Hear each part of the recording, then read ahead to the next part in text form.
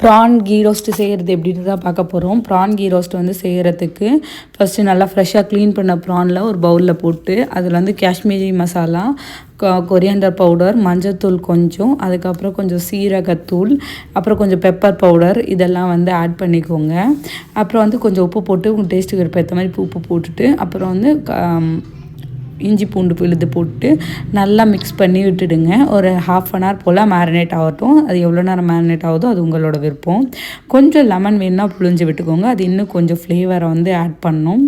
And then வந்து ஒரு தவாவில் வந்து ஆயில் நல்லா ஆட் பண்ணிவிட்டு இந்த ப்ரானெல்லாம் நல்லா வந்து ரோஸ்ட் பண்ணி எடுத்துக்கணும். ஓகேவா?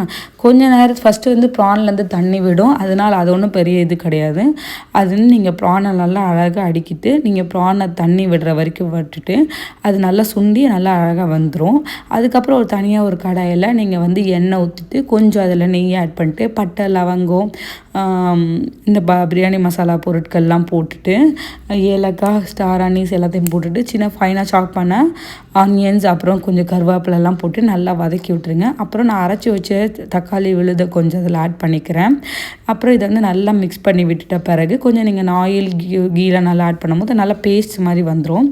அப்புறம் இந்த பேஸ்ட்டில் வந்து நீங்கள் வந்து அந்த பொரிச்சு வச்சுருக்க ப்ரானை வந்து ஆட் பண்ணிக்கணும். இதில் நீங்கள் வந்து சோயா கொஞ்சம் ஆட் பண்ணிக்கிட்டாலும் ஓகே தான். சோயா சாஸ் ஆட் பண்ணாலும் ஓகே தான்.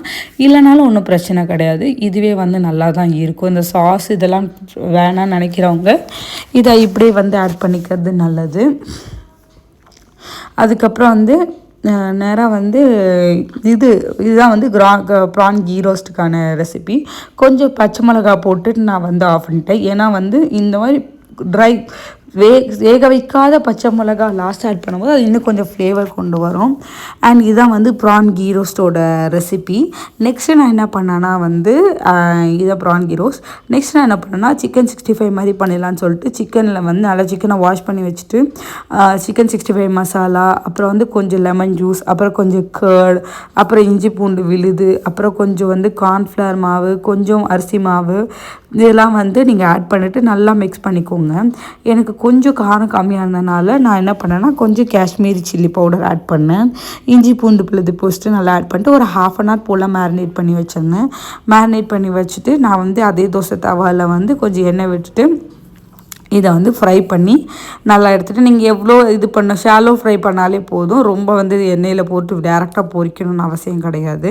இந்த மாதிரி பொரித்து எடுத்தாலே நல்லா வந்துடும். அதனால் நம்மளுக்கு தேவைக்கு ஏற்ற மாதிரி நான் 2 பேட்சாக போட்டேன். ஒரு பேட்ச் வந்து அப்புறமா இன்னும் கொஞ்சம் பேட்ச் வந்து இது எப்போவுமே வந்து இந்த மாதிரி பண்ணும்போது கொஞ்சம்